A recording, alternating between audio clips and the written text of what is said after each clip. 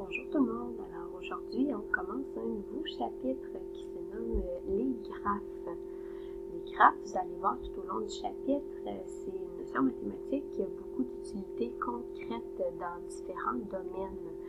Donc on va aller regarder ça sans plus attendre. On commence avec le premier cours au niveau des notions de base et du vocabulaire. Donc je vous invite à prendre la page 2 dans votre cahier de notes.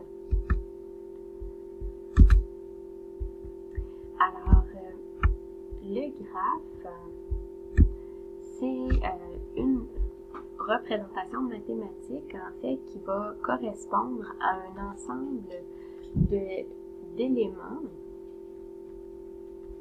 et à un ensemble de liens entre ces différents éléments-là.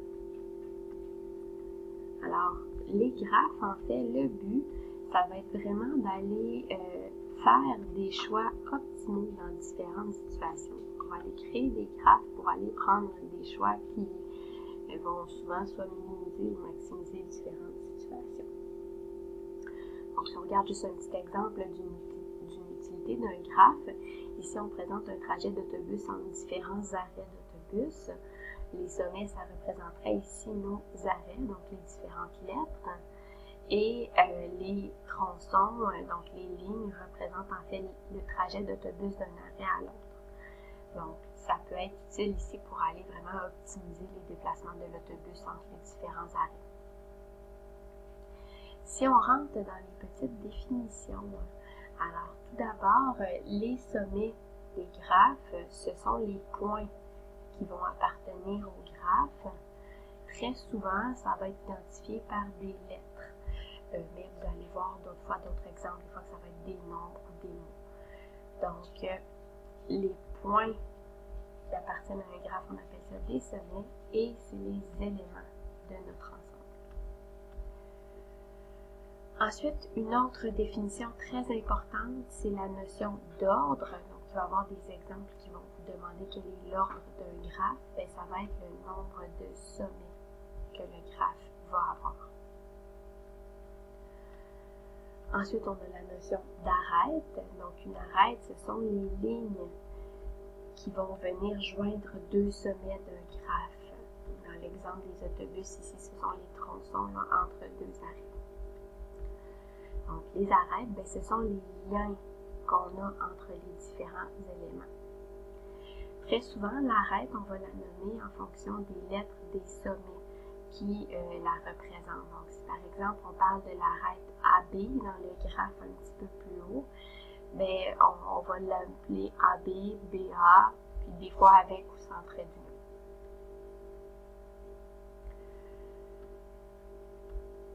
Ensuite, notre petite définition, deux sommets qui vont être reliés par une même arête, on va appeler ça des sommets adjacents. Donc, adjacents, ça va être des sommets qui ont une même arête.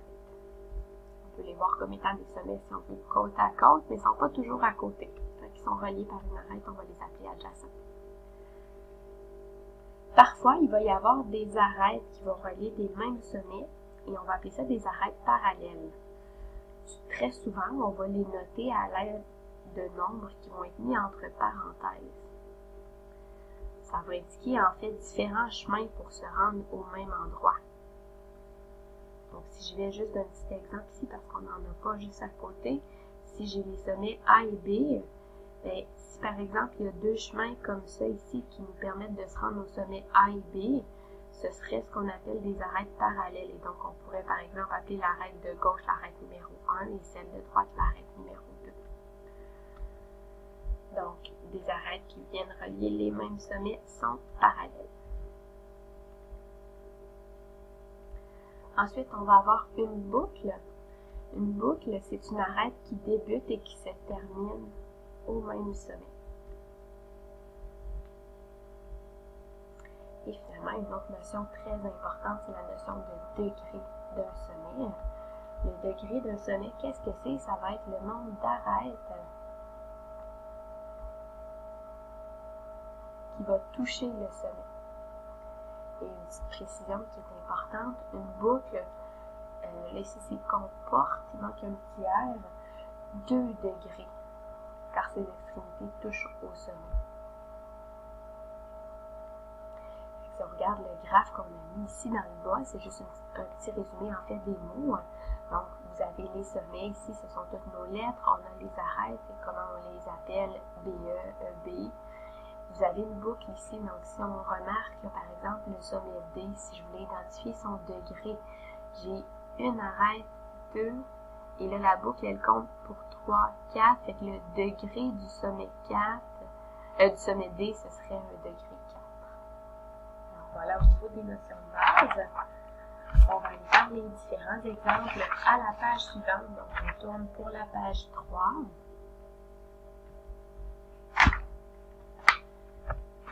Alors, prenez un petit exemple ici. On dit dans le graphe ci-dessous, là, on veut identifier les sommets et les arêtes. Donc, si je regarde le premier exemple ici, les sommets, bien, ça va être nos lettres A, B, C, D et E. Nos arêtes, si on remarque, on en a 3. Donc, on va avoir AB ou BA, BC ou CB et CD. J'ai pas d'arête qui relie le sommet E. Même principe dans le graphe à côté ici, là on peut voir que les sommets sont numérotés au lieu d'être avec des lettres. Donc j'aurai les sommets 1, 2 et 3. Et on a deux arêtes, donc l'arête 1, 2 et l'arête 1, 3.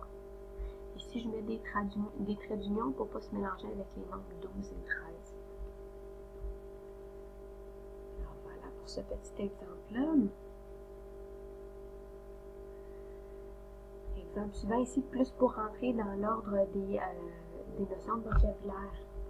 Alors, quand on parle de l'ordre du graphe, on a vu au dernier à la dernière page que c'est le nombre de sommets.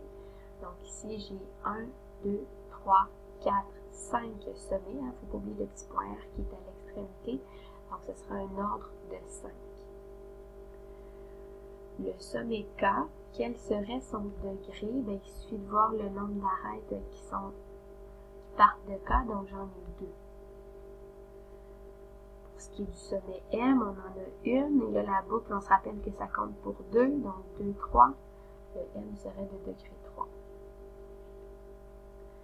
Les sommets M et P, qu'est-ce qu'on peut dire d'eux? On peut voir qu'ils sont reliés par une même arête, donc ce sont des sommets qu'on appelle adjacents.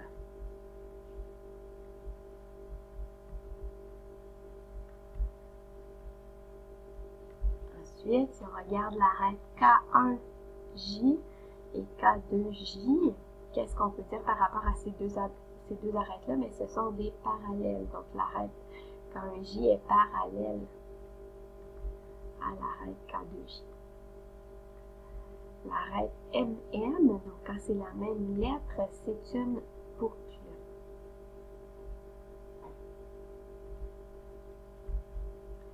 Voilà pour ce petit exemple-là. Et peut-être une petite précision, là, le sommet R, on va appeler ça un sommet qui va être isolé.